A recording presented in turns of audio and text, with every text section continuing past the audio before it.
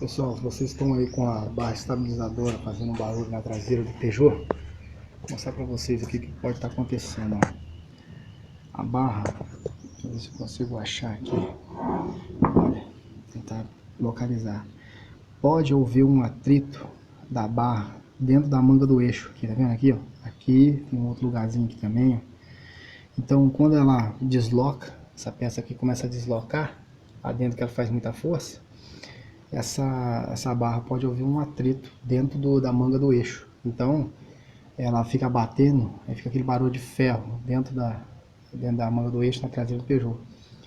Eu vou passar uma fita aqui, vou isolar essa área aqui para tentar retirar o atrito, reduzir o impacto da barra na manga do eixo. Vamos ver se vai dar certo.